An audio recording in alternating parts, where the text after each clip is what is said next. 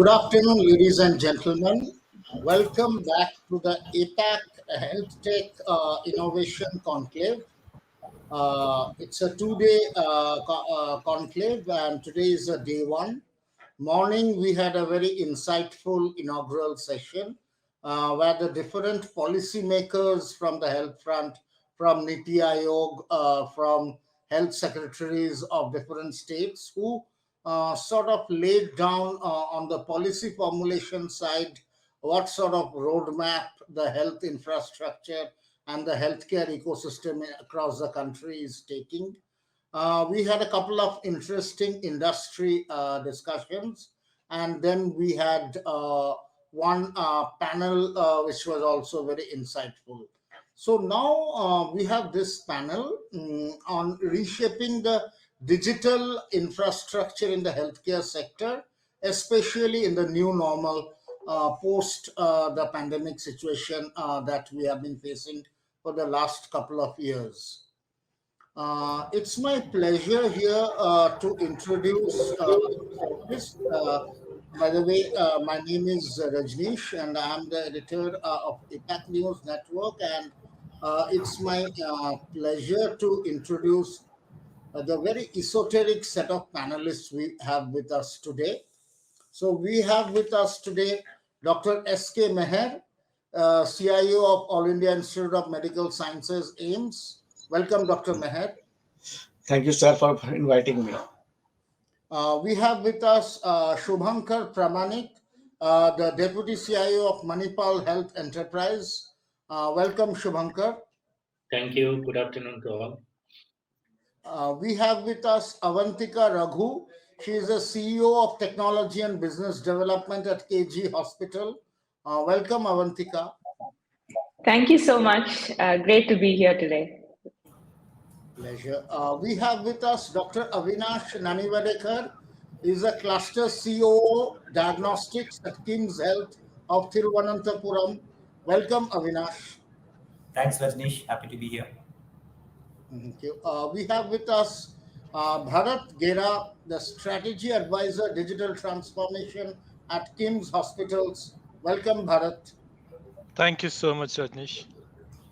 And we have with us Amit Sharma, CIO and Head Partnerships at Cytecare Cancer Hospital. Welcome, Amit.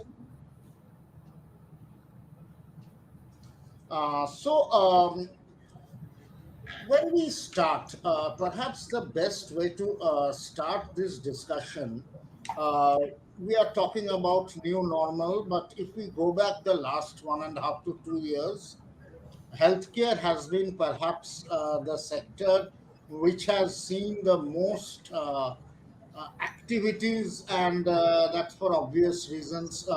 As the pandemic in different waves raged across the country, the healthcare infrastructure was stretched to the limits, if I may say.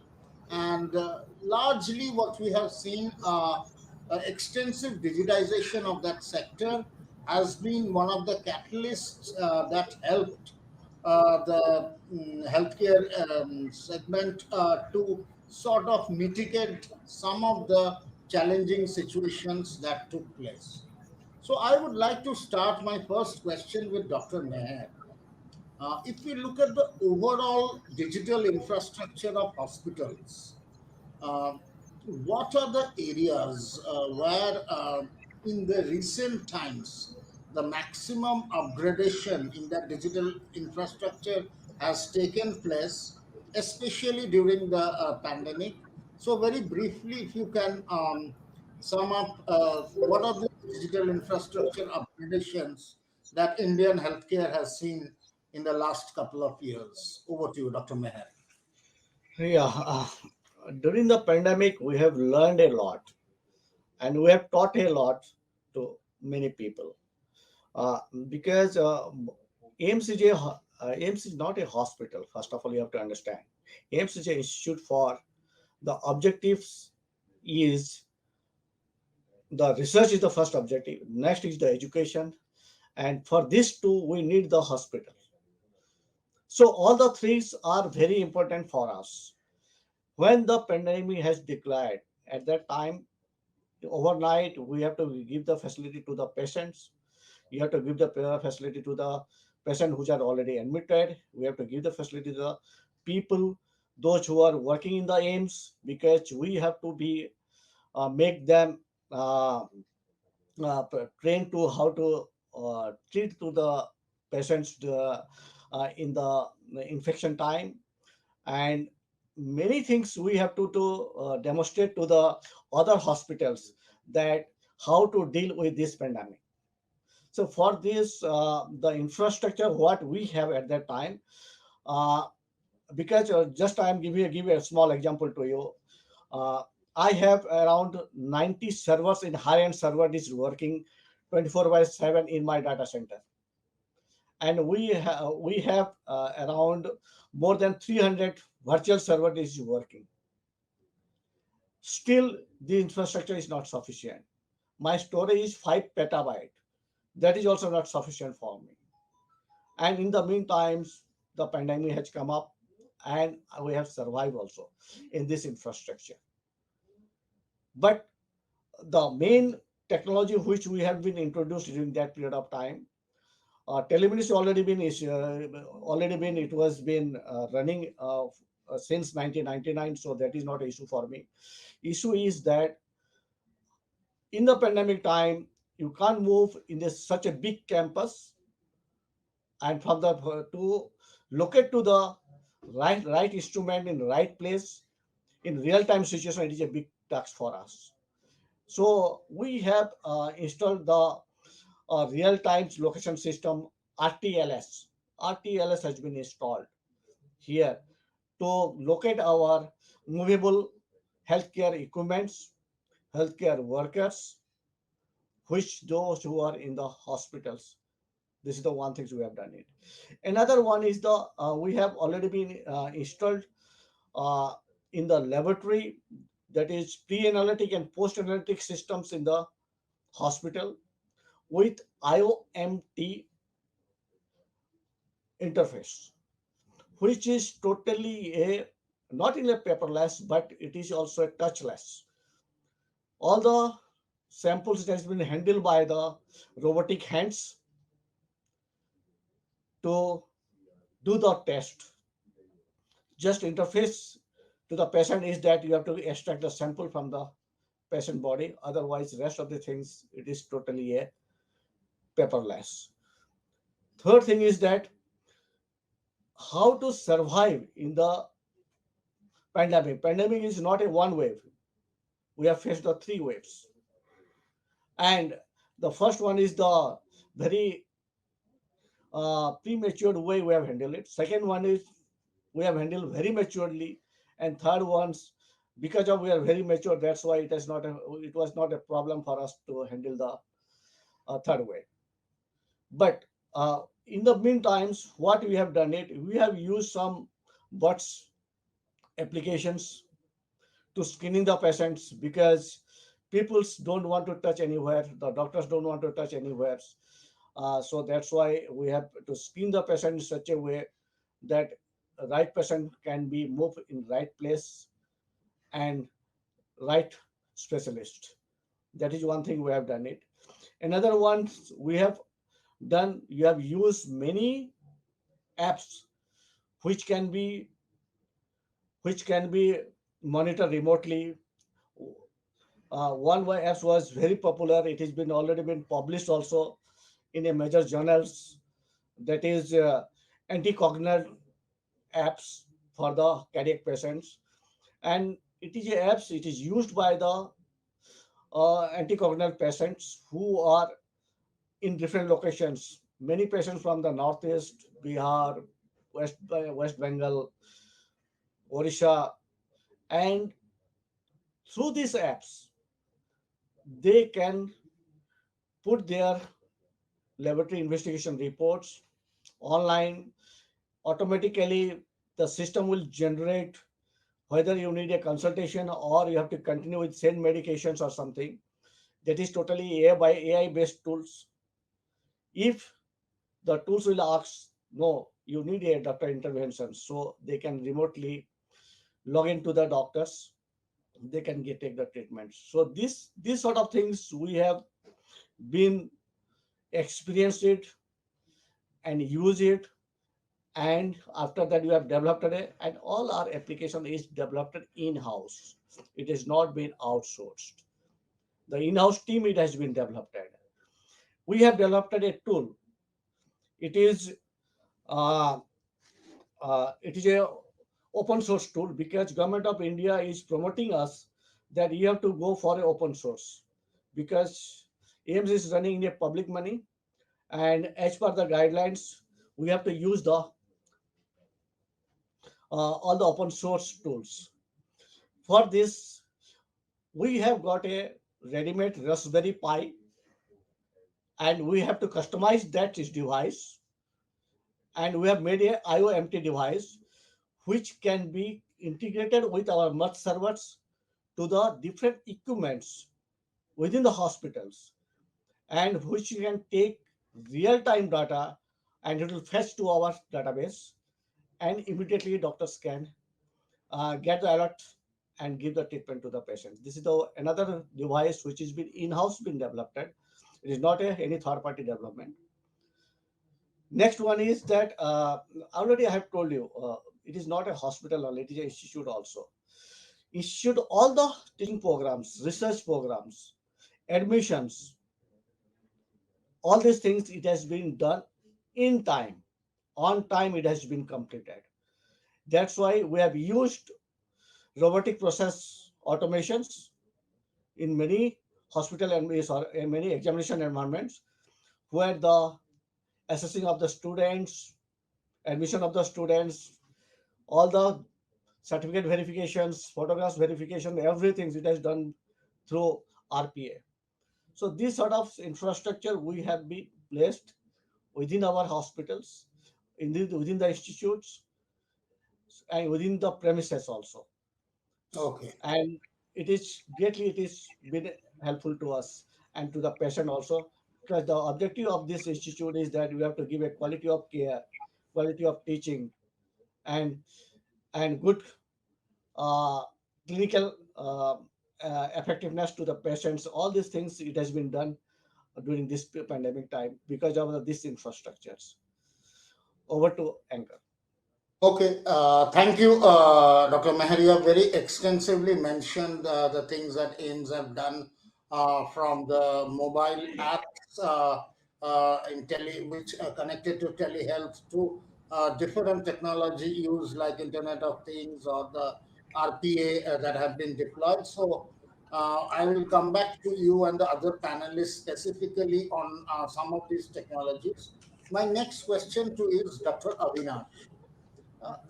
Dr. Avinash, the question is, we talk about digital infrastructure, the overall healthcare ecosystem benefiting by implementing this digital infrastructure. Now, the caregivers or the healthcare professionals, they are perhaps one of the most essential components of this overall healthcare ecosystem. So, when we are talking about digital infrastructure, Rajneesh, your how voice do is you breaking. I think can't hear you. for caregivers in this healthcare ecosystem with this digital infrastructure? So, one, everything, the operation is seamless and smooth, and two, even these caregivers are sort of get a technical upgradation as far as technology disruptions are concerned. So, Dr. Avinash. And Rajneesh, I'm not able to hear you well. Can you just repeat that question? I'm having a lot of disturbance. Yeah. What I was mentioning, can you hear me now? Can you hear me now? No, you're breaking. I don't know if my fellow panelists also having the same issue, but you're breaking to me. Hello, am I audible now? Yeah, you're audible, but Yeah, my question was the caregivers in the healthcare ecosystem are an essential component. So, when we are talking about upgradation of digital infrastructure, how do you ensure that the caregivers are in sync with the upgradation in digital infrastructure so that the entire system works seamlessly and smoothly? How do we ensure that? See, yeah, I got your point. So the thing is, the pandemic has gone too long that we don't evolve. It cannot be just the IT part which is struggling to basically address and the leadership. There is a big gap in the human resource element. So I think when the pandemic started itself, the human resource also knew that this is a long haul. We need to upskill our team. We need to upskill our backend. That means nurses. We have to make them tech savvy. We need to change our hiring practices of the new workforce who have to be digitally more advanced. Our doctors who traditionally were lacking the, I would say, inclination to move into a digital space also had to be retrained. We had to get in equipments to basically be more familiar, because you realize that in pandemic the disruption on digital health came from the patient side. There was a demand driven digitalization in hospitals. They demanded adoption on finance and cashless payments.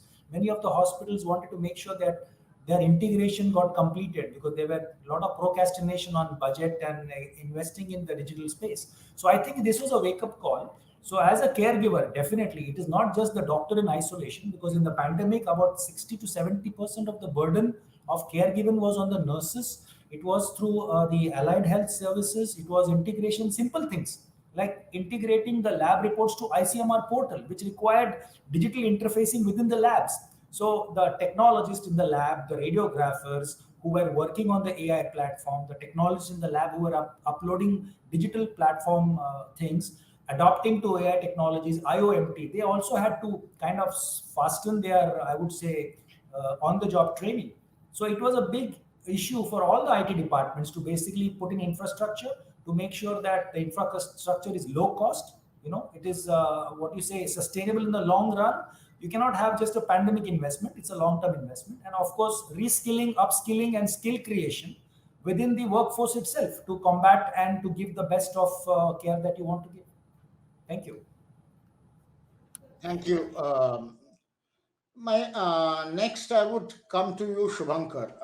My question again is, Dr. Meher also touched upon a lot of technologies. I would like to focus on the use of AI, the AI-driven diagnostic tools, and the wider usage of IoT.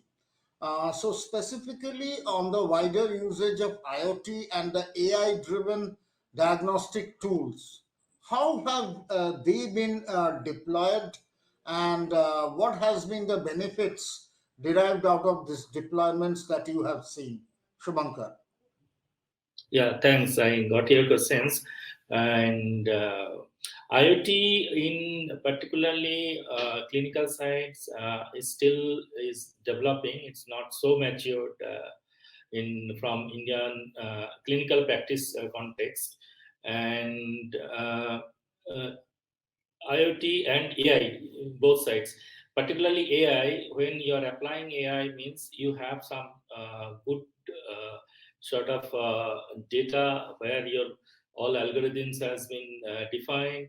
So, at least in healthcare industry, Indian healthcare industry, last couple of years, we are gathering a good quality of data. Before that, it was very difficult to gather a kind of clinical data per se, the quality clinical data. Clinical research work is going on the last 5-6 years, but the lackness of quality data is the hurdle in Indian medical context, as per se. So, for AI to build the AI in particularly clinical sites, we need a good quality data. So last 2 years, definitely this kind of research work and this kind of application already applied in the healthcare ecosystems.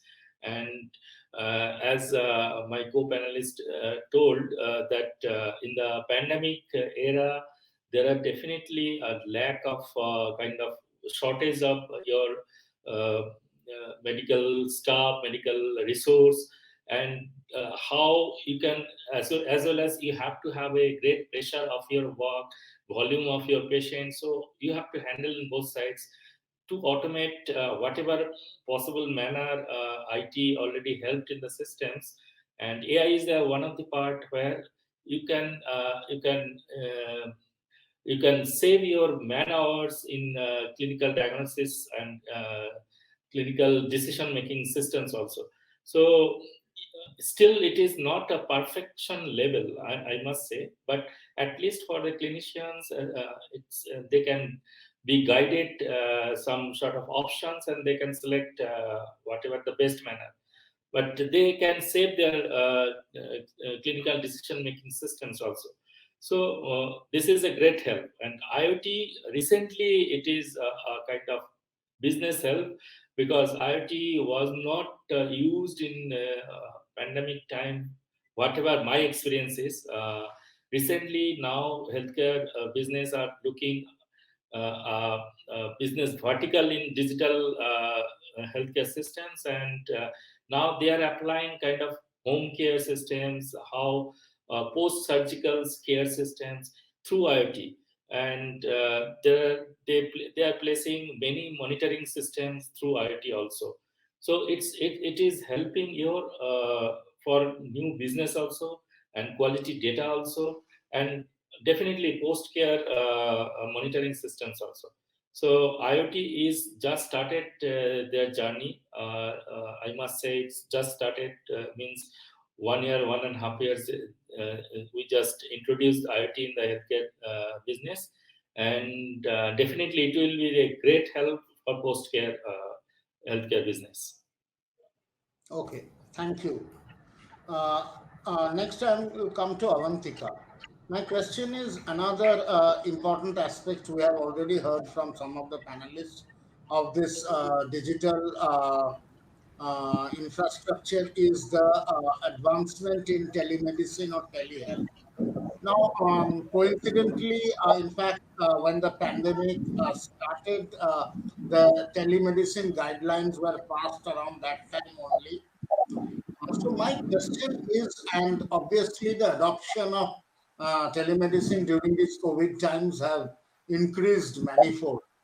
So two questions. How has digitally the telemedicine improved or advanced during these 2 years? And also there is a medico-legal aspect to telemedicine. How can technology help sort of address that medico-legal aspect? And what are the advancements in telehealth or telemedicine that have been made in these last couple of years? Avanthika. Sure. So for us, relatively, we are a much smaller hospital compared to, the hospitals that are represented here. So we are a 350-bedded hospital located in a multi-specialty hospital located in a tier 2 city. So during the first wave, I remember, we went completely, didn't have telemedicine till that point in time. We went live with telemedicine. We went live with e-pharmacies. You saw healthcare moving to home.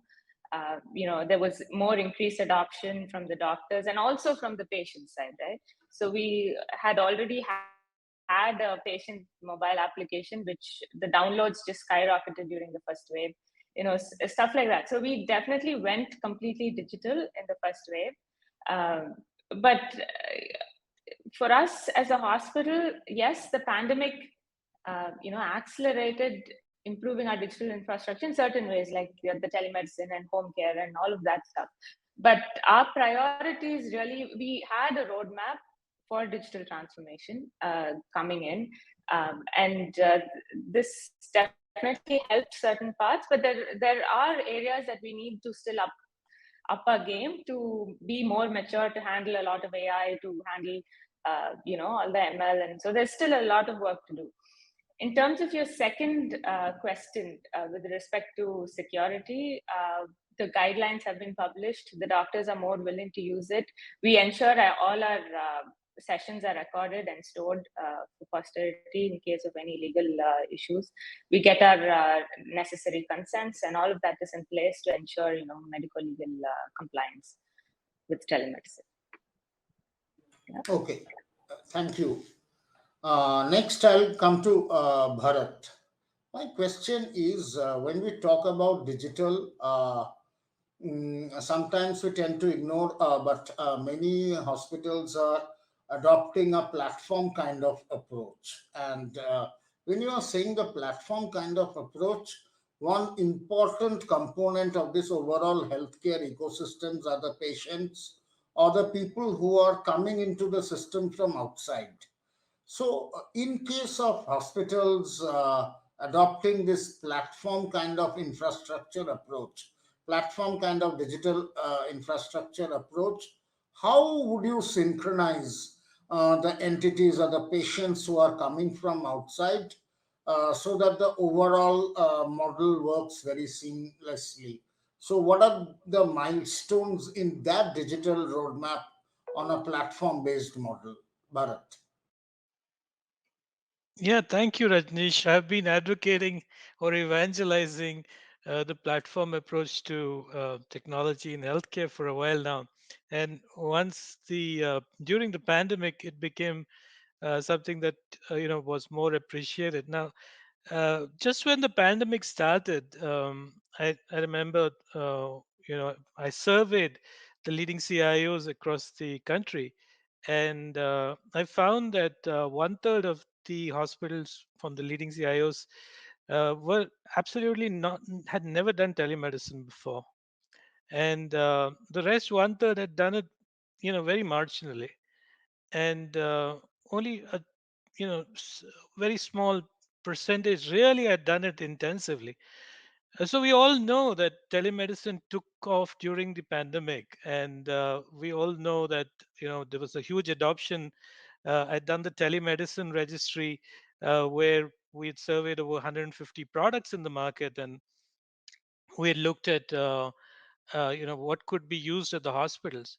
So what I have seen is that the pandemic led to what one of my colleagues rightly called, we had to get it done. We didn't have to perfect it. So it led to a lot of solutions which are point solutions to solve the particular problem at that point of time.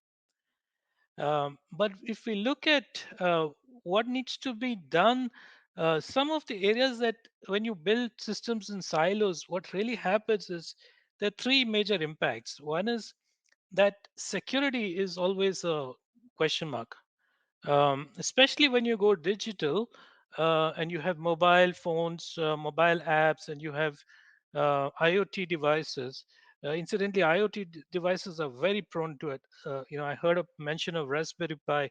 These sort of devices are very open to attack. Need very special kind of protection to be able to protect against attacks on these kind of unprotected devices, if one may say so. Of course, if they are within a closed network, that's fine. But generally, IoMT devices are still an area of concern for security. Similarly, mobile apps, a lot of the mobile apps that have been built for telemedicine are actually not very secure. When we did the evaluation, we found that you know, the kind of mechanisms that were used to transfer the data, the token mechanisms, and so on, were very rudimentary. So one is the concern about security. The second is the concern about the once you go digital, and like you said, you're reaching out to a large population of people. You need to have robust and scalable infrastructure. If if you're used to an on-prem infrastructure, which most hospitals are, and when they suddenly have to deal with larger traffic coming in from like during the pandemic times, you would be getting 5,000 calls a day on your call center. Most call centers would not be able to handle that workload. You would have to have better design of your call centers to be able to do that, which means you need robust infrastructure, which typically would be cloud based to be able to handle the upscaling at demand. Um, the third thing, which is very important for the silo point of view, is that when you build these point solutions, and a lot of us have built this, and I've built it at very very many places. One app for doctors, one app for nurses, one app for patients. A iPorter app, which is going to track the porters, transporting the patient, and several other applications which we build. Now the challenge is, how do you integrate all these applications? is your radiology queue management system synchronized and working perfectly with your um, hospital information system? Is it linked to the modalities? And as all of us know, integration is a huge challenge uh, in the hospital systems. You have broken patient journeys very often because the systems are not integrated.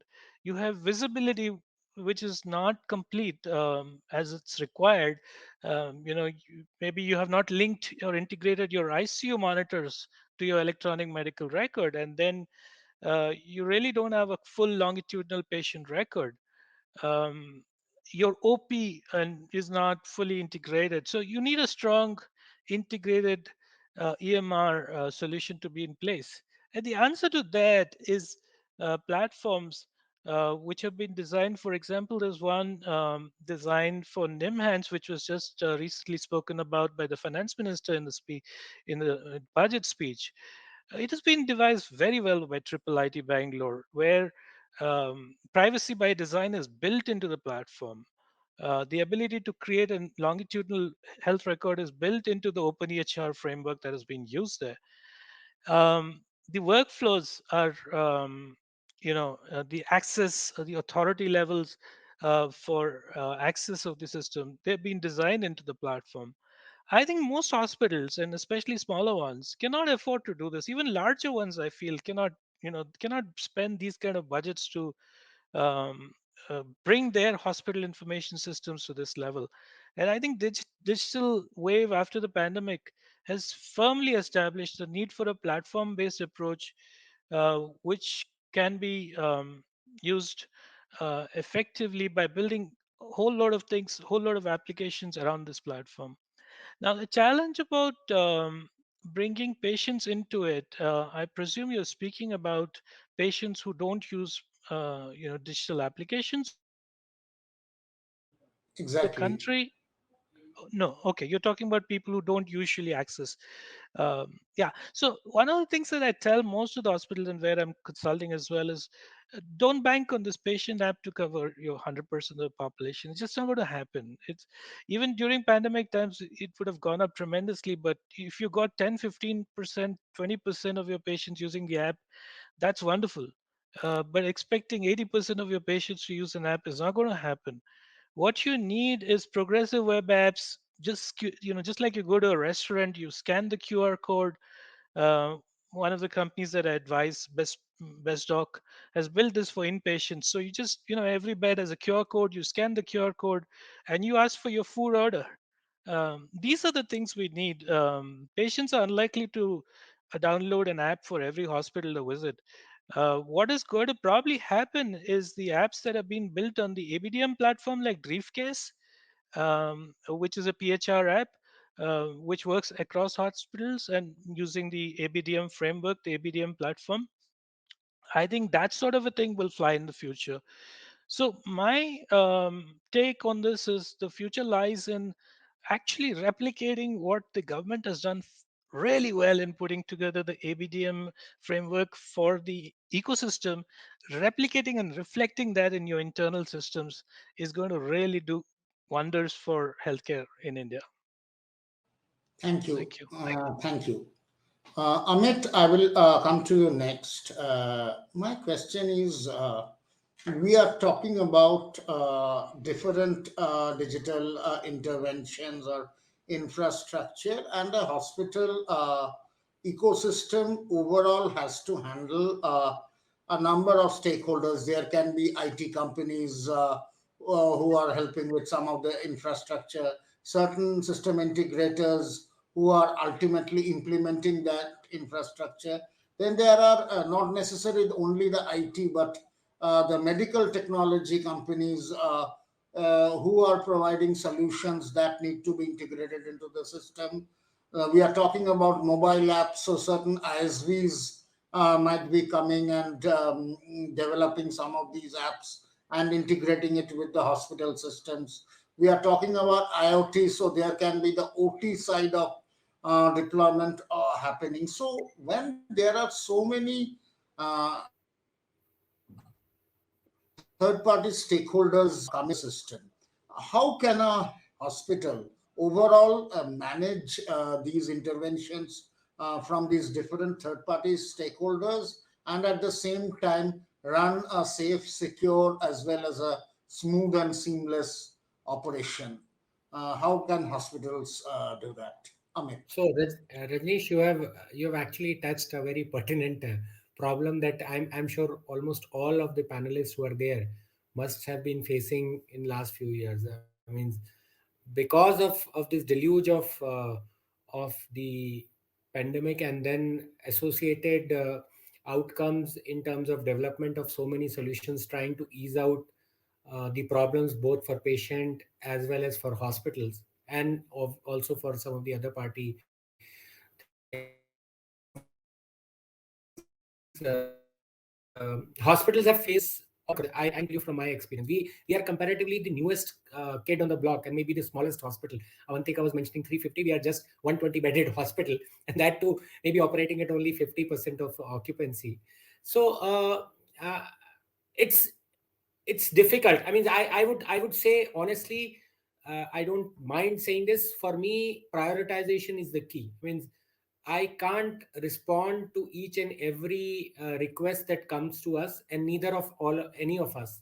So we have to look at uh, what we can do, which can actually be synergistic. I mean, I no matter how much I want to help uh, a solution provider, but I can't help all of them. Secondly, I will also have to look at what is the situation scenario out there. I mean, Avinash very pertinently mentioned about the human resource challenge.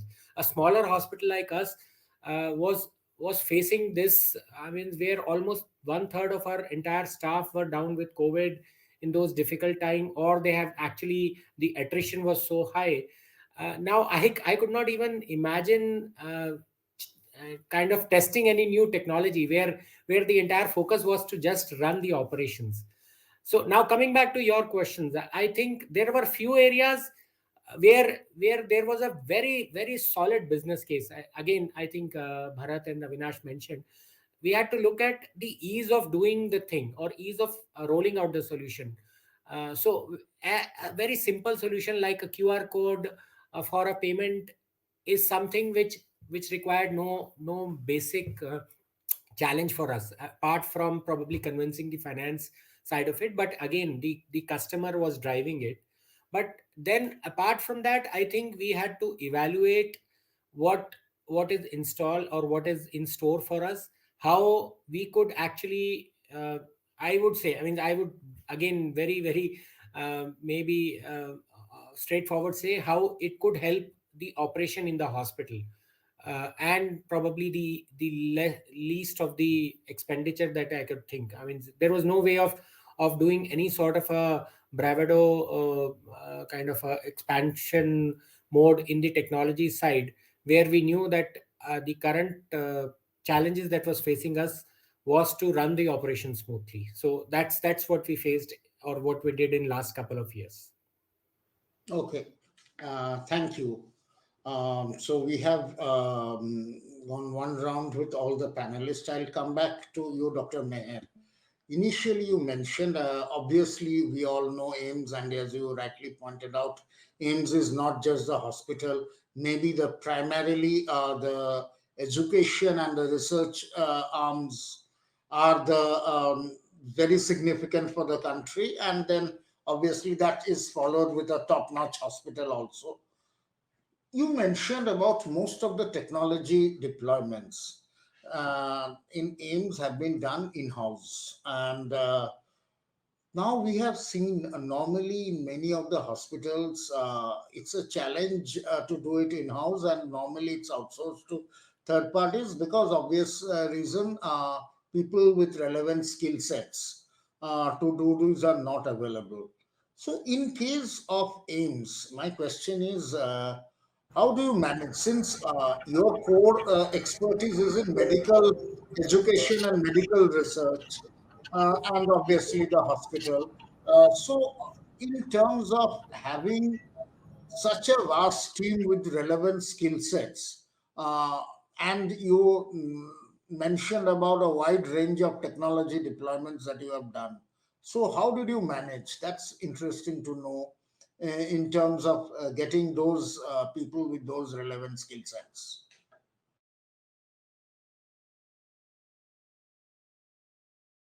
You're on mute. Yeah. Just one example I'm giving to you all, even also audience. Capacity buildings, it is the one of the major priority area for the AIMS. Uh, the day one on 24th night, we got a message from that within the staff we have to build up a capacity building. How? Many doctors they learn it that during their education time or MBBS or post graduations, how to use the gloves, hand gloves. They have forgotten if the infection is there or if you have a pandemic and the gloves supposed to be how to be used. If it will not be used means your gloves is infected. How to use the mask? Many people do not know. At that time, the mask was not available in the market. So that extent, we have the build up the capacity building within the health workers. We have set a platform for it, and every day this program is going on continuously on online basis. This is the one example I am giving to. This is highly means appreciated by the many organizations. Second one is that we have built up a one another platforms that let us take every week three case studies that this type of issues, if the patient is COVID, how to treat it. And each time we are getting around 12,000 to 12,000 to 13,000 login to view this online video programs. Now we come to the infrastructure. Let me give you what we have. We have within the departments, we have a very huge department. We are working 120 people in this department, including development people. The three teams are there. One team is the networking, another team is the IT infrastructure, another team is the back office. All are working in single building in single complex. Our backbone network is already been deployed. It is 100 gigabyte. I do not think so any should have that much of huge bandwidth uh, network, the backbone. And the middle communication is 40 gig, and within the floor it is 10 gig, and each node we have assigned 1 gig of bandwidth is supposed to be available. So that's why network is not a issue for us. But how to manage this network? That is one thing is there. The network, one person is heading the network team. He has around 30 people working under him, and they manage the network. What kind of network they manage? They have a network management software is there. They have a we are using the cyber room. That is also the one specialized cyber room will be there. Another one is the person who is specialized in the Wi-Fi, which is being how it will be control, means Wi-Fi control has to be connected to our main backbone. So that is also one person is there. Another one is the network security teams. There are 5 network security teams. It is working round the clock. That because that's why we do not have a single vulnerable during the pandemic time, because many organizations they suffered for this, but we did not suffer because our data centers within the in-house data centers in campus. It is second one is the now we come to the applications. We have two kind of application. One application is e-hospital. It is been under the NIC. Another one is the clinical system, which is within our in-house development team. It is open source. The front end is Java, and the back end is OpenSQL. But we are using the framework, Triton framework. It is we have with the Triton framework we have built up a doctor's dashboard for the OPD, where someone, because this is the only public hospitals or institution you can say we have our own in campus call center. We have through apps, they can also take the appointments and take the consultations. They can come to our campus, use the kiosks. Another one is that they can take consultations through phone. So all these things, it is available in place, but they have to take an appointment through, whether they want to visit physical or whether they have to come through the teleconsultations. And all are in doctor's dashboard. It is being developed in-house, and all the clinical system, it is available in the in-house. We follow the both the guidelines, government of India, whatever it has been already there. Our application already been gone through the uh, your sandbox, which is been given by the Ministry of Health. So this already been in place, which is been totally in house. Third one is the backup, which our back office, which again the team it is working. Now it is come with the whether it is integrated or not. In the healthcare systems, what you have? We have the HIS, we have the LIS, we have the RIS, we have the PAC systems, and we have the CIS, clinical information systems. Clinical information system is not fully developed, it is under development. We have the PAC system, which has 97 modalities integrated within the centralized PAC servers, and the performance is less than 2 seconds if the event is more than 1000 shots.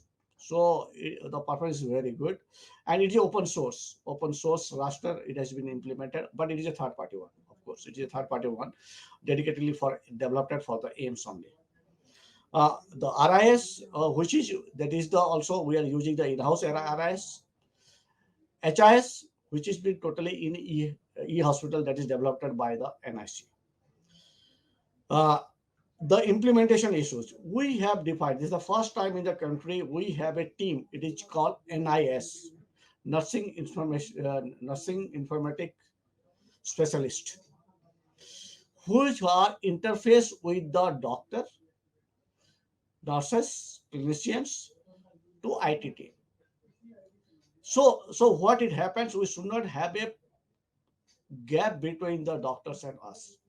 We meet very less as compared to the doctors or any treating person from the AIMS.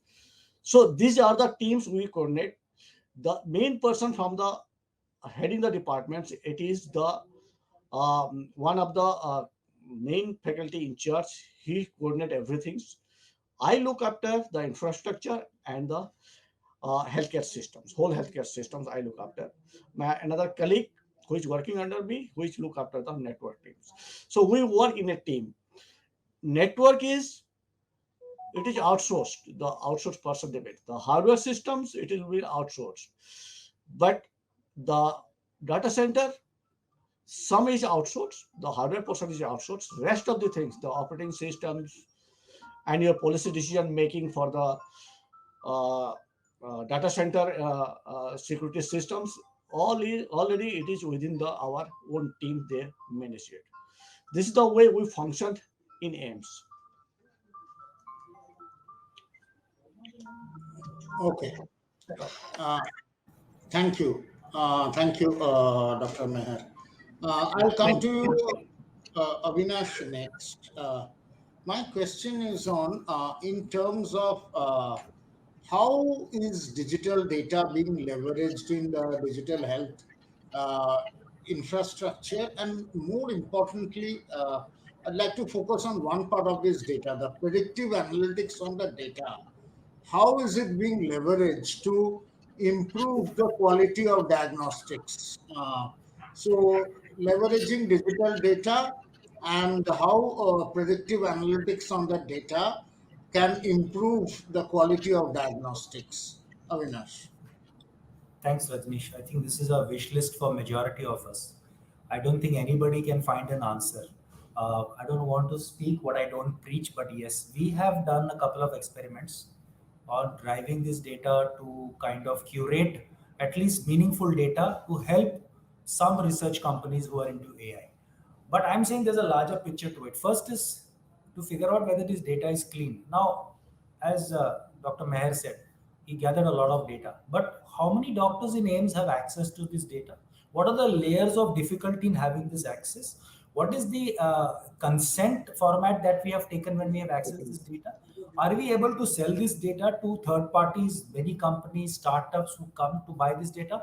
So that is something we need to together collaborate and find a common thing which everyone can share. That is, first thing is accessibility of the data. Second thing is interoperability of data within our own hospital ecosystem.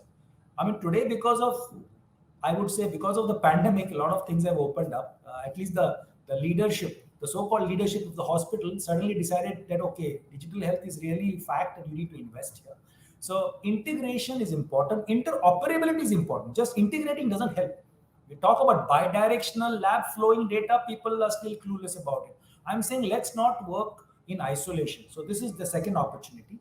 And the third opportunity is, I don't think it's going to happen in the near future. Like you said, bettering the health of the community using digital data, I mean, it's not going to be possible now. At least I am a skeptic of it. What we can do is better our care delivery patterns and understanding trends. How many beds are needed during the monsoon season? How many nurses are needed? What kind of pharmacy stock I need to keep? If there is an intake of a certain particular group of doctors, do I need some digital pads, iPads, or thing? I think even these small steps will help us to do only one thing: manage our OPEX better. I think I'm not looking at changing the whole world's healthcare, but even if my hospital is able to utilize digital data, understand simple trends, helps in staffing, allocating manpower, OR utilization, small metrics, then of course that's possible. And the second thing is, insurance companies are already there with all the data. I'm sure they are analyzing the big data much better than us. As hospitals in India, we are not aware of real world evidence. We don't know how much we are contributing to drug discovery. And eventually, when the opportunity is to collaborate with drug discovery companies, we absolutely fall back. So this is a great opportunity. I think this is a larger context of a conversation on how do you utilize data. I'm sure everybody of my panelists will add one or two comments or maybe more than that. And I'll open this up for others to participate because this seems to be more interesting for all of us. Thanks. Thanks. We'll definitely try to take up if I may say, the extension of the usage of the data, and as you mentioned, the accessibility and interoperability of the data with other panelists. Shuvankar, I'll come to you with another pertinent point. One of the panelists touched upon it earlier, especially with many of these mobile healthcare apps there. Security. The security part is critical. Apart from there is a medico legal aspect. I think Avanthika touched upon that. But beyond the medico legal, in a health related thing, it's not, you cannot take any chance on this. So, how do you ensure, especially with these mobile related apps and telehealth becoming more prevalent during these recent years? How do you ensure the security part from a hospital perspective? Thanks. Security is always required for any kind of applications, not only telehealth or telemedicines kind of applications. Nowadays, in terms of telehealth and telemedicine, is kind of video consultation only. It's not a complete telehealth, telemedicines are followed.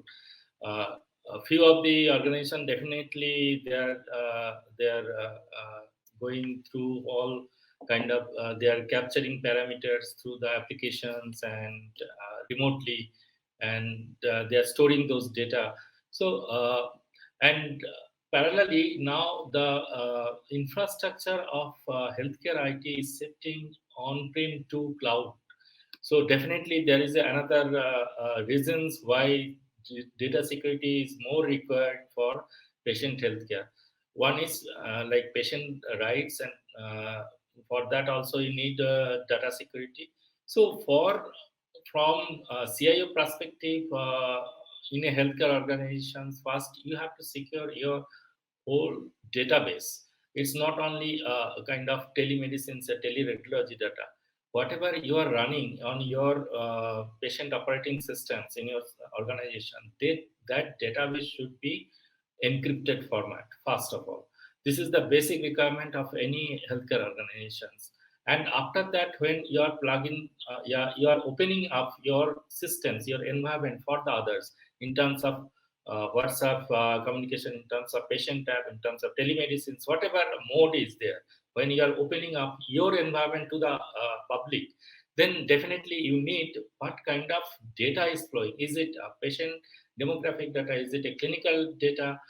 Obviously, when they are storing on your environment already secured. When you are securing your environment first, then whatever interface is there, that data is secure.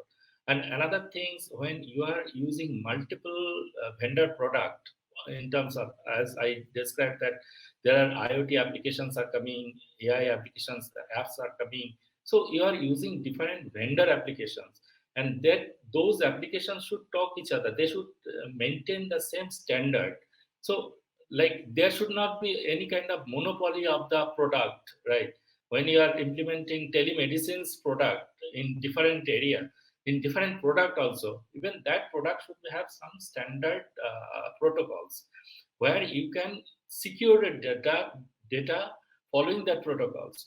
So whenever you are selecting a product for your organizations, may it be telemedicines, may it be any other app, you should be kind of what are the standards they are maintaining? Are they following some compliance, HIPAA compliance? Yeah, are they enabled for FHIR? Kind of whatever your basic requirement.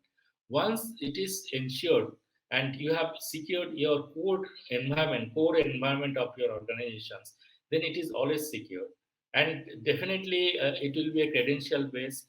And security is the main aspect for IT as of now, because we are shifting from on-prem to cloud aspects. So this is the most important things in our care. Okay. Thank you. Taking forward that you mentioned initially about some of the applications migrating towards cloud. Bharat, I'll come to you. The question is, other enterprises, yes, obviously, it makes much sense to move most of the applications, especially the not so core applications, towards cloud. And gradually, most enterprises have seen a shift towards an OPEX kind of model. But healthcare has some, I may say, own differentiators. It's again a matter of life and death, and you cannot take maybe chances which you can take in other. It's just not a business case. But having said that, while some applications do indeed move to cloud, and we know the connectivity infrastructure across the country is definitely not uniform or standard. What in the large metros might be in tier 2, tier 3 cities, it need not be same. So, how does the dichotomy the healthcare institutions are managing? On the other hand, it makes business sense to migrate towards cloud, but again, your own nature, operating nature, might not allow to do that. So, how do you manage? Yeah, absolutely on the dot, Rajneesh. It's a big debate whenever one talks about taking anything in healthcare to the cloud. Um, the crux of the debate usually is keeping it on-prem makes it more available when internet connectivity is not available. It cloud becomes a big big risk factor from the healthcare point of view. The other is, of course, the size of the data being very large, especially when we talk about radiology images, MRI, CT scans, storing them on the cloud and downloading them is both expensive. Uploading and downloading them is also very expensive. So some of the arguments against going to cloud are about the expense involved. Um, I think these two are very true. You do need to then work around these. If you and I'll explain why you need to work around this. But there are workarounds. For example, the aspect about data not being available. well designed, very thoughtfully designed system could have a cache of data available locally. So it need not be, everything on the cloud. So you could still have business continuity, uh, for records which are within 6 months old being stored on a local storage and being available and replicated all the time. It's possible to do that. The second thing is that the point about the larger size images, which usually are said, why do we expend so much on that? But tell me, I mean, one of the hospitals, and I'm talking about myself as a patient, and I won't name the hospital, where I went there and did the CT scan. They said, if you want to move from one branch of mine to another branch of mine, please take a CD of your CT scan and go across. In today's world, do you even see people, consumers having CD drives? The average person doesn't have a CD drive on the computer, and the average internet user in India doesn't have a computer. They have a mobile phone. Where they're going to put the CD, right? So I think this is a debate which has to stop now. I think the patient needs the data available to them readily. It's not only for the consumption of the doctors and the hospitals within one premise. It has to be available to the next doctor I see. It has to be available to the last mile person I meet. And there's only one answer to that. You have to move it to a cloud location where it's available to everybody. And there are people doing it even in radiology. I think there's a young startup called 5C Networks, which is doing this really well. Um, One related thing, and you didn't ask me this question, but I'm going to bring it up, is that a lot of the innovation comes from startups. Avinash, Dr. Avinash left, but he was talking about, not enough is possible on AI and ML. But I know that there are startups working like a MedML, which is working on the estimation of the patient's bill based on past data and does a fairly good job of it. I saw some demos of it. They do pretty well. There are people doing very good work on radiology image classification, being able to come up with heat maps, which are very useful for a pathologist or even for a radiologist. Some of them are working in pathology, and right down to Q prediction. There are startups doing it. The healthcare industry has been wary of these startups. Because one, it's a challenge every time to integrate them with the legacy system. That is one thing. And the second thing, which Dr. Avinash and others mentioned, is that the data is so much in silos that how do you provide it for such an algorithm? You're not able to provide it to the algorithms that need to use them. So I think while it's operationally it's possible only to do so much right now, you can't run a sprint with one leg. Um, but I think we have to free ourselves from these shackles, and we have to be able to do much more faster because healthcare is already 10 to 15 years behind every other industry, and we need to break these shackles and move forward. So at least in the next 5 years, we've caught up somewhat. Sure.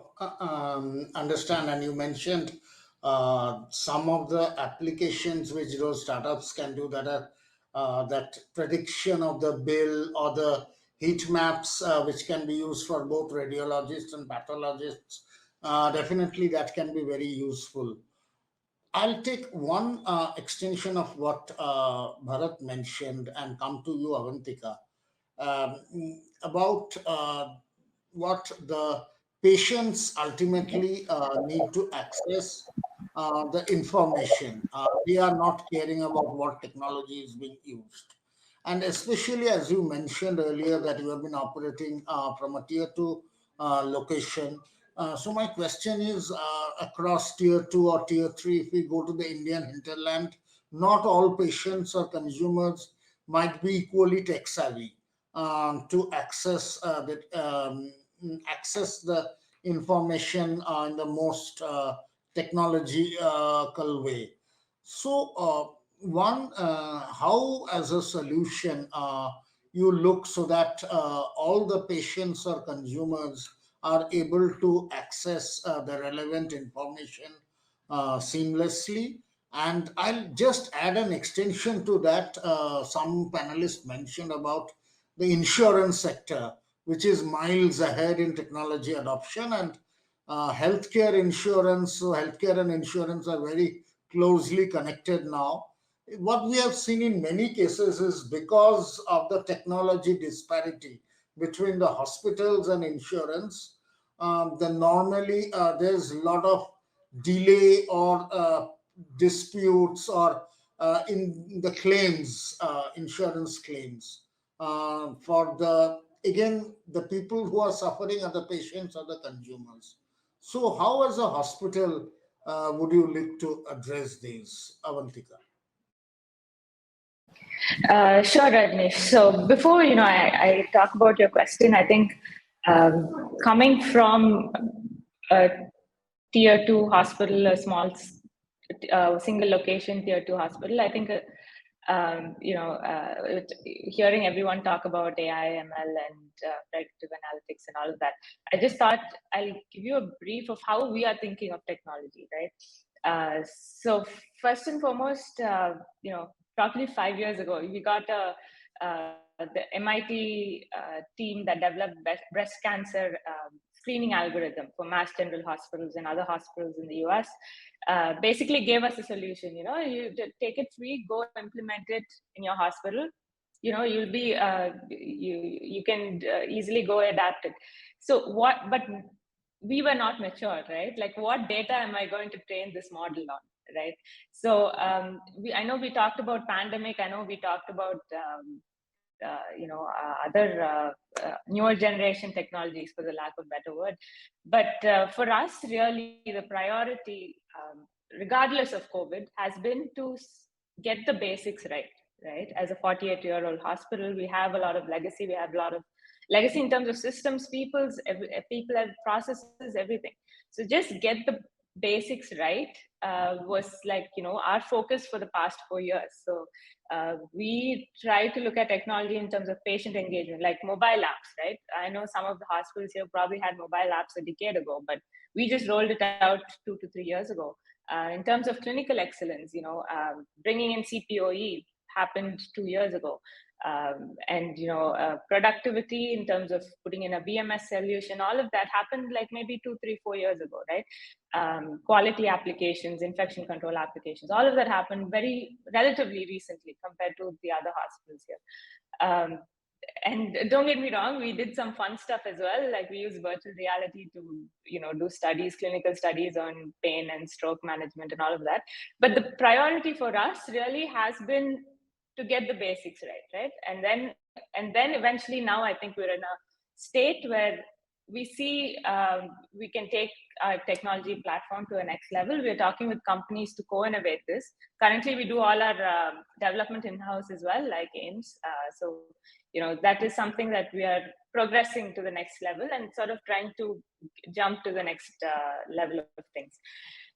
So that said, regarding the question about patients and adoption, clearly the pandemic in this sense has helped a lot. Patients demanding or getting more used to telemedicine. But even today, say if we do 40 telemedicine calls, and telemedicine has been continuing since the first wave, regardless of COVID waves. So it has been a steady demand from the patient. Say if we do approximately 40 calls, at least 10 to 12 of those calls patients will struggle to connect. So they would prefer to use, even though we use a simple URL based, we don't need any applications, just click a URL and connects you to our telemedicine system. Patients will still find it easier to do, say, a WhatsApp call or just a phone call or something like that. So there are issues sometimes, but I think that is getting better over time. And we've just seen pandemic has clearly seen that made people more tech savvy, more aware of those things. And as far as insurance claims and insurance processing is concerned, we as a hospital like ours, we haven't really had any issues because we have had put some RPA in place for insurance teams to process their claims. We a little more probably mature, so I can't really speak. We haven't faced that disconnect completely, so I'm not sure I'm the right person to answer that question. Yeah. Okay. So yes, many of the hospitals are effectively using RPA for the insurance processing. Amit, I'll I come to you. definitely want to learn from Avantika on that, on the insurance plan worked out. I'll Okay. connect offline. Yeah, Sure. We can connect after. Sure. thank you. Yeah. So, Amit, my question is, especially since you are involved in a cancer hospital, and right now you are saying it's a 120 bed, and you mentioned about 50% occupancy there. So my question is, cancer, one thing is early diagnostics is very critical for cancer patients. So how has the digital infrastructure how can the digital infrastructure help in this early detection of cancer, and also in terms of what has been the progress in adopting RPA or the robotics more for the surgical procedures. Uh, Sometimes it need not be very extensive surgery, but maybe very positional and locational small surgeries. So, have you looked at things like robotics to conduct certain surgeries, and overall early diagnostics? How can digital technologies help?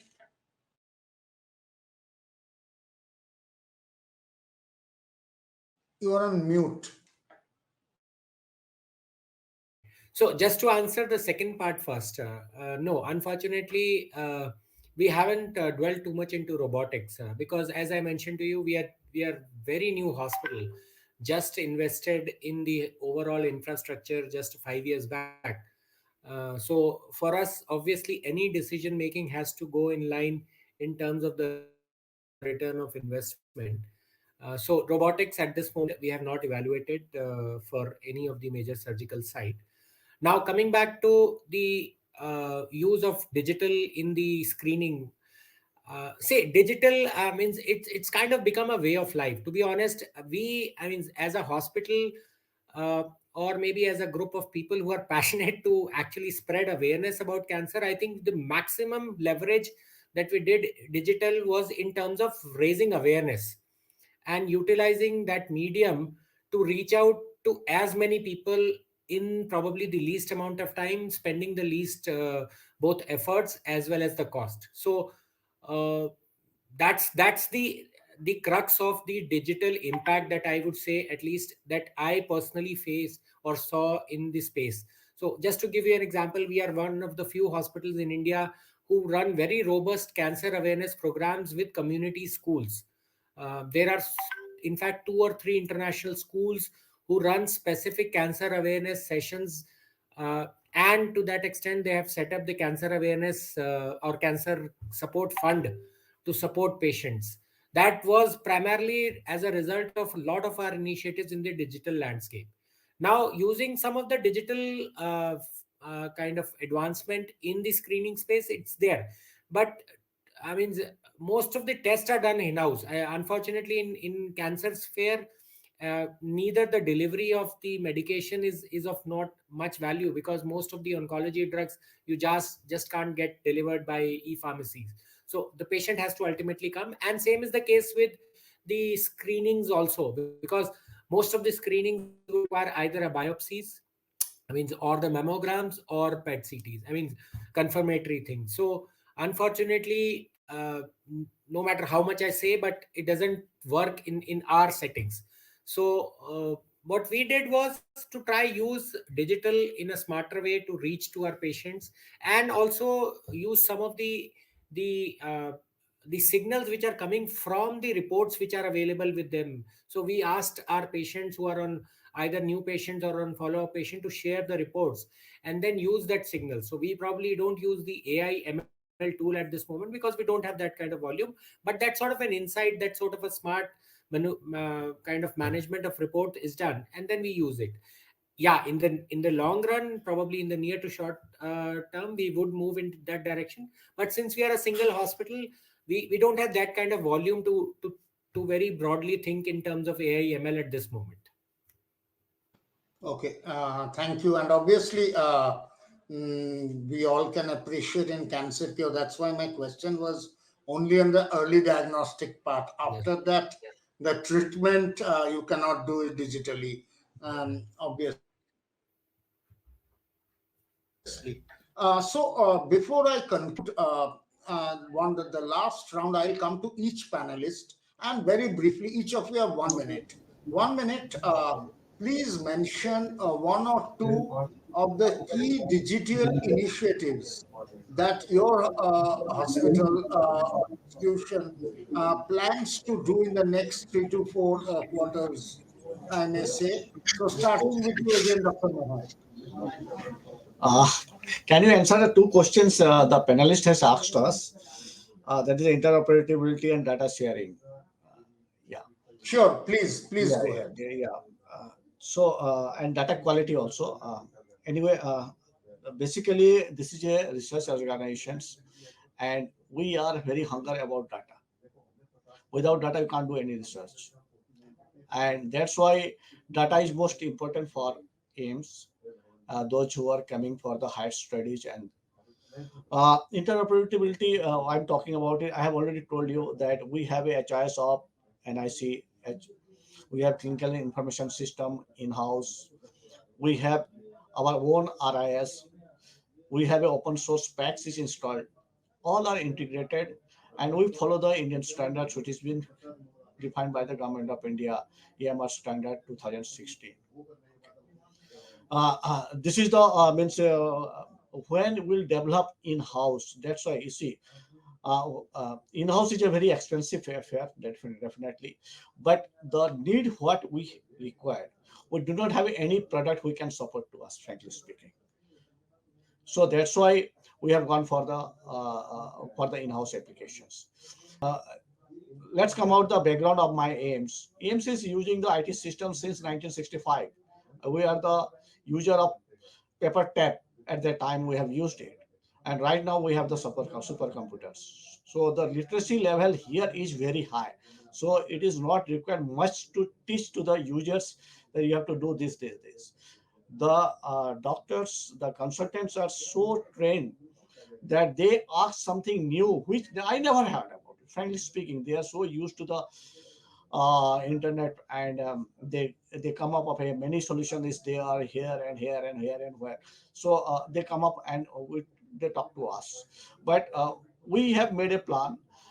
What is the aims looking for it? I want to communicate to you. Because our product is the different platforms, even .NET platforms, we have around more than 700, more than 70 clinical application is running. We want to bring a single platform. That's why already AMC's hired a consultant from Eastern and Young, and they are studying whole institute that what is the real requirement and process engineering. The process engineering is much more required. So after that, we'll develop again in-house the application in open source, and it will be available free of cost to everybody, whether it's a private hospital, whether it's a government hospital. Every application, what you need it will be available here. And it will be made in such a way, whether you need a API, where you can do plug in and plug out to use these applications if you needed it. But your application is supposed to be compliance with the Indian government standards, and which is been everybody has to be follow it up. Next, I'm coming to your questions about this. Uh, uh, I have 4 projects of AI, and thus the panelists they are discussing about the screening of breast cancer. And this is the one of the major project which I have got it around 4.5 crores from the Ministry of IT. This is the second year. Due to the pandemic, we are unable to do it because collecting of the means data and staffs, it is very difficult. You can't believe it. The major problem is the manpower. What the trained manpower? What we are talking about it. That's a fact. I need a AI specialist person who can work in my project, and I'm not getting a right person. I have got an application of 7,000. I've screened it, and I did not find a suitable candidates. So this is the status of here. What we are talking about it, that AI has to be implemented in many hospitals. Second question is that what I am doing in the AI, I have lot of data. My data is all our standards. Even my clinical data is already in the SNOMED city compliance, but still I have lot of problems to clean the data. And if the data is not properly cleaned, whether it is image, whether it is a clinical information system, then I may not get a right kind of predictions. So right now, I am planning for initially 3,000 patients data for predictions. And from the, I am taking the clinical informations, I am taking the clinical histories, I am taking the image, radiological image.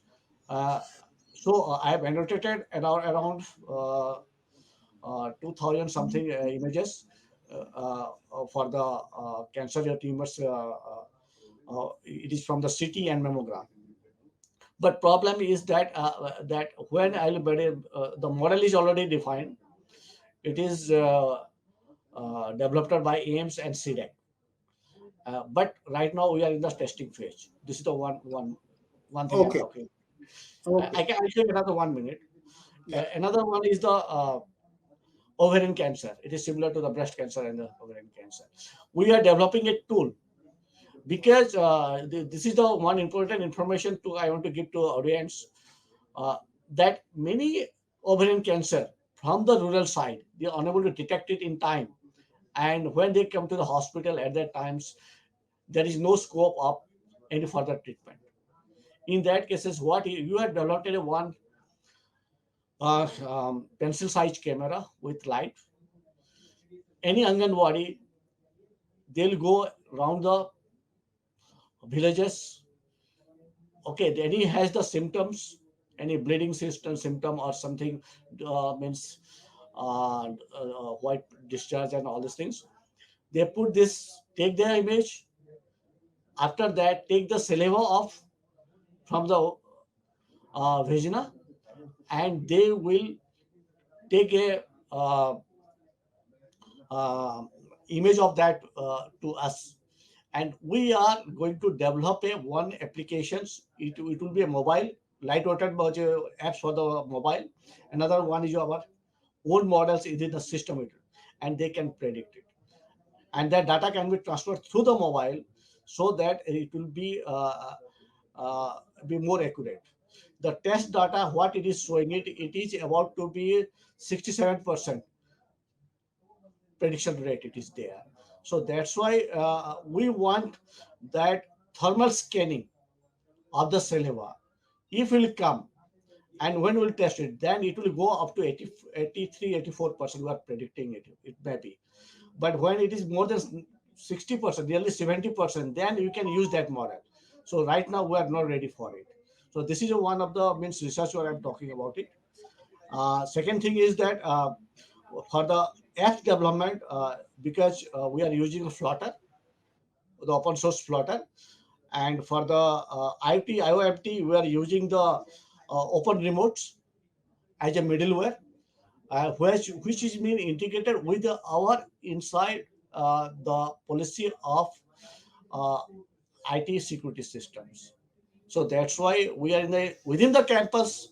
Our policy is so strong. That's why you are less vulnerable as compared to the clouds. We are in the cloud also. We are because our some data it is put in the Megraj in NIC cloud. That is for the disaster. That is for the disaster. Only the HIS and clinical information system, not the imaging. Imaging is very high density and it is not possible to support the current internet bandwidth to which to download it. Okay. So this is the my side to submit it and Sure. over to the. Thank you. Shuvankar, very briefly, the immediate digital plans in the near future.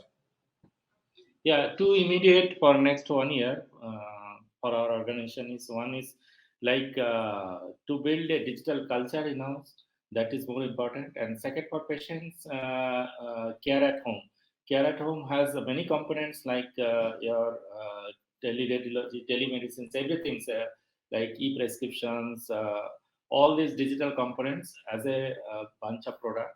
So definitely we are looking for care at home plus e-commerce. We are building some e-commerce vertical. So this is the major things next 1 year we are looking for. Thanks. Amit, your plans for the next 1 to 1.5 years? Well, one is the operational plan, looking at a major upgrade of the entire system, because I mean the HIS system.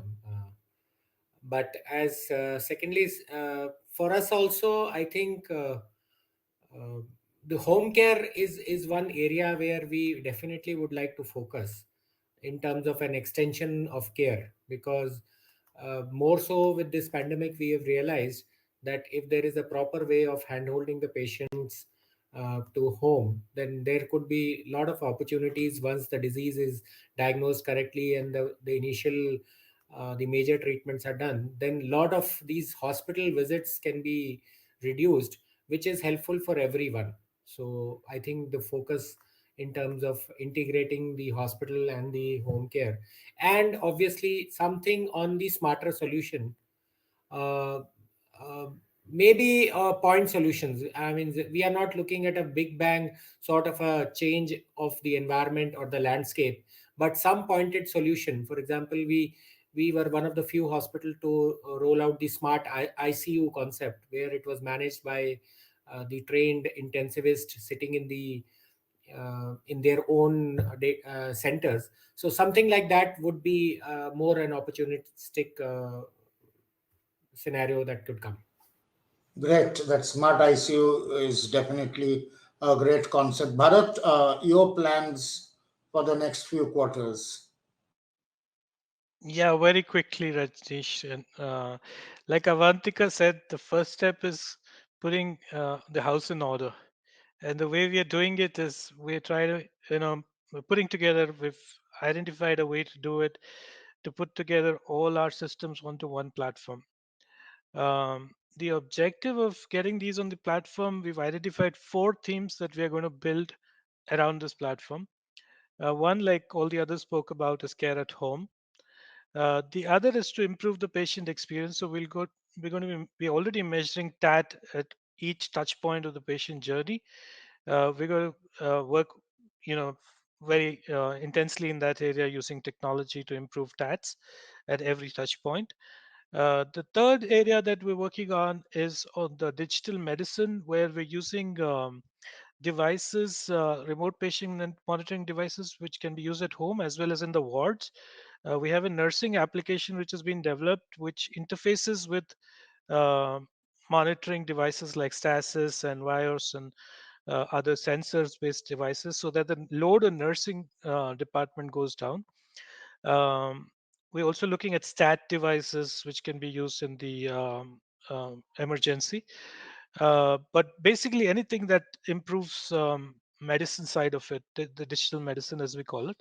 And the fourth area is very important also, is how we integrate with the ecosystem. So the ABDM integration, we've already done the sandbox,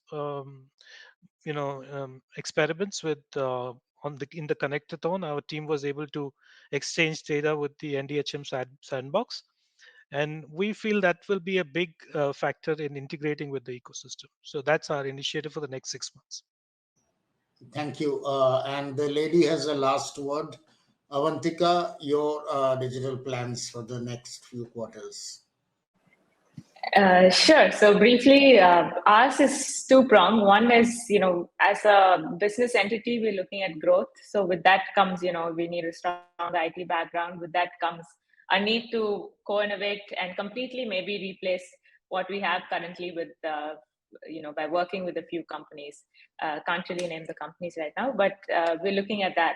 And then the second part, and like a lot of them already mentioned, is trying to see how we can do healthcare at home, whether that's remote monitoring, whether that's home care, and all of the related connected modules. So that will be the priority. Thank you. So, healthcare at home seems to be almost a common consensus plan for most of the hospitals in the next few months, if I may say, and from an overall AIMS, perhaps one of the top medical hospitals as well as education and research institutions. We have heard about the various measures, and very heartening to know that you plan to provide some of the applications to all the hospitals, that too free of cost. That's very notable, and I'm sure that will be helpful to the overall healthcare fraternity across India. Thanks. Before we wrap up this panel discussion, we would like to digitally hand over to each of you a small token certification of appreciation for each of you. So, can I get the digital certificates? So, this is for a certificate of appreciation presented to Dr. S.K. Meher, CIO of AIMS. Thank you, sir. Welcome. The certificate of appreciation presented to Shuvankar Pramanik, Deputy CIO, Manipal Health Enterprise. Congratulations, Shuvankar. Thanks a lot. Thanks a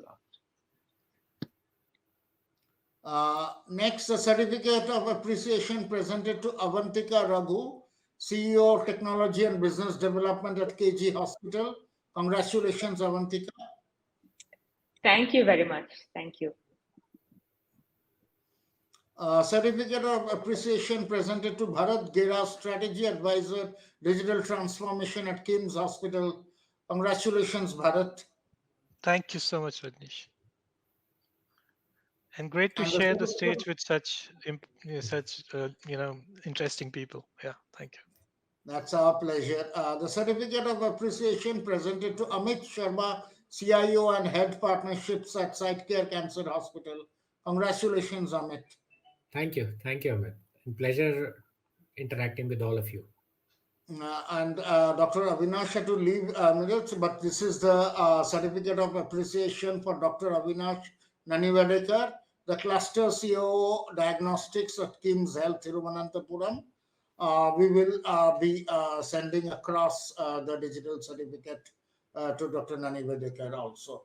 So thanks to all the panelists again for such an interactive discussion, and we would be very keen to connect with you individually or on a common platform to get more information, and our team will also get in touch with you for these information in the future. Thanks again to all of you. Wishing all of you a good day. Have a good day. Thank you. Thank you. Thanks, Thank you. Rajneesh. Wonderful Thank you. questions. Thank you. Thank you.